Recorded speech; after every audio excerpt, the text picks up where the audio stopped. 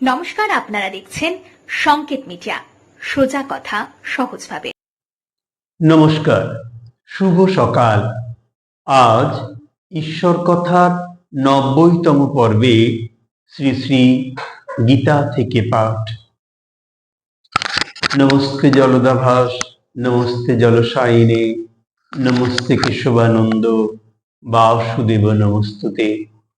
হে কৃষ্ণ করুণা সিন্ধু দীনবন্ধু জগৎপতে, গোপীশ গোপিকাকান্ত রাধাকান্ত নমস্তুতে। ঈশ্বর কথায় গীতা পাঠের যাত্রা শুরু করেছিলাম একটা খুব ছোট্ট বই, পণ্ডিত শ্যামাপ্রসাদ ভট্টাচার্য সম্পাদিত গীতা নিয়ে। গীতা আমাদের জীবনের একটা সম্পূর্ণ অধ্যায়। গীতা যেন অশেষ, গীতা শেষ হয় না। মুদ্রিত বইয়ের শেষের দিকে আমরা চলে গেছি ঠিকই, কিন্তু গীতা যেন আমাদের জীবন প্রবাহ। আমরা গীতার তত্ত্বসারে নবম অধ্যায় রাজবিদ্যা রাজগুহ্য যোগ এখান থেকে পড়ব। শ্রীকৃষ্ণ অর্জুনকে বলিলেন, রাজযোগ যোগের মধ্যে শ্রেষ্ঠ, আমি এই বিষয়ে বর্ণনা করিতেছি, শ্রবণ করো।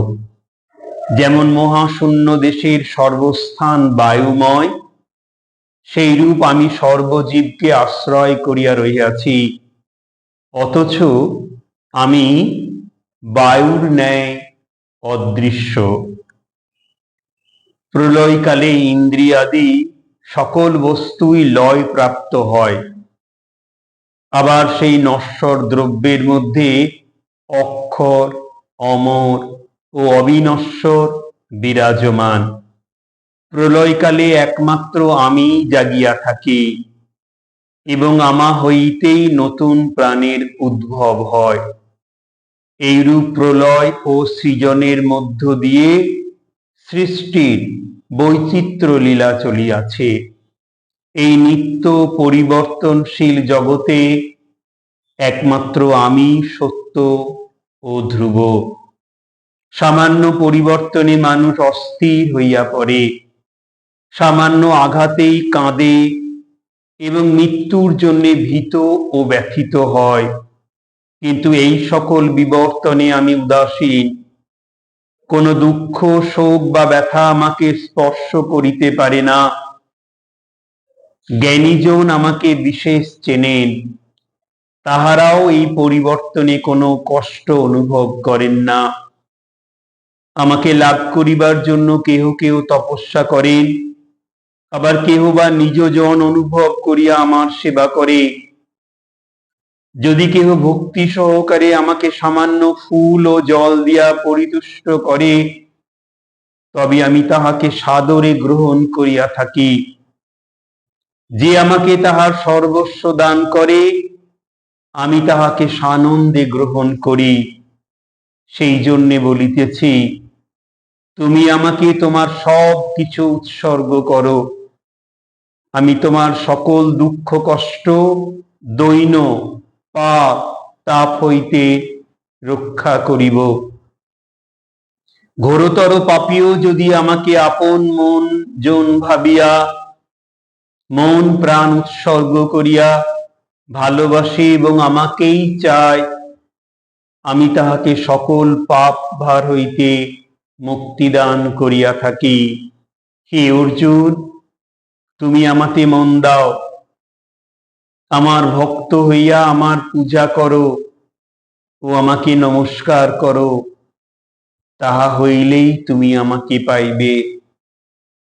গীতা পাঠ করতে গিয়ে বারবার এক কথা বলি, অর্জুন শুধু অর্জুন নয়, অর্জুন আমাদের এই মানব সমাজের প্রতিনিধি। আমাদেরই প্রশ্ন উনি পরম পুরুষ শ্রীকৃষ্ণকে করেছেন। তিনি নিজে মুখে অর্জুনকে শুধু বলেননি, অর্জুনের মধ্যে দিয়ে আমাদেরকেও সবাই বলেছেন। আর শ্রীকৃষ্ণের মুখাশ্রিত কথা আমরা তো মেনে চলবই। দশম অধ্যায় বিভূতি যোগ। ভগবান শ্রীকৃষ্ণ অর্জুনের সন্দেহ নাশের জন্যই প্রকাশ্যভাবে অর্জুনকে তাহার নিজ পরিচয় প্রদান করিলেও অর্জুনের মনের সংশয় একেবারে দূরীভূত হয় নাই। তিনি এতাবৎকালে তাহাকে মনুষ্য বোধেই ভাবিয়া আসিয়াছেন। তিনি মনুষ্যগণের মধ্যে শ্রেষ্ঠ সন্দেহ নাই, কিন্তু যিনি প্রকৃতই ভগবান তাহার নিকট হইতেই মানুষ অলৌকিক শক্তির পরিচয় আশা করে, যাহাকে আমরা বিভূতি বলিয়া থাকি। অর্জুনের সন্দেহ নাশের জন্য শ্রীকৃষ্ণ তাহার বিভূতির সম্বন্ধে অর্জুনকে প্রকাশ করিয়া বলিলেন যে সাধারণ ব্যক্তির মতন তাহার এই নরদেহ দেখিয়া অর্জুন যেন তাহাকে মানুষ বলিয়া ভুল না করেন। যেহেতু তিনি স্বইচ্ছায় নরদেহ পরিগ্রহ করিয়াছে, তিনি ঈশ্বর, অনাদি, অনন্ত, পরম পুরুষ।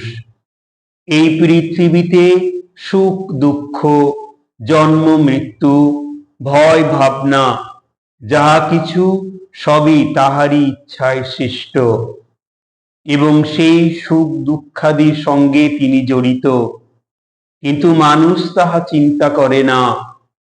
সেই জন্য শ্রীকৃষ্ণ সকল চিন্তা তাহারই উপর ছাড়িয়া দিতে বলিলেন এবং অর্জুনকে আরো বলিলেন, তোমরা মনোগত প্রাণে আমাতে অর্পণ করো।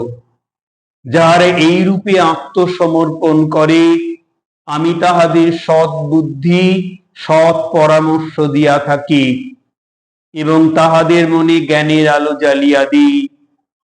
ইহাতে অর্জুন বলিলেন, হে কৃষ্ণ, তোমার কথায় আমার মোহ অন্ধকার দূর হইয়াছে। তবে তোমার বিভূতির বিষয় জানিবার একান্ত বাসনা, যেটা আমাদেরও। আগামী কোনো ঈশ্বর কথায় বাদবাকি কথাগুলো পড়ব। শ্রীকৃষ্ণের আশীর্বাদী হাত আপনাদের মাথায় পড়ুক। খুব ভালো থাকুন।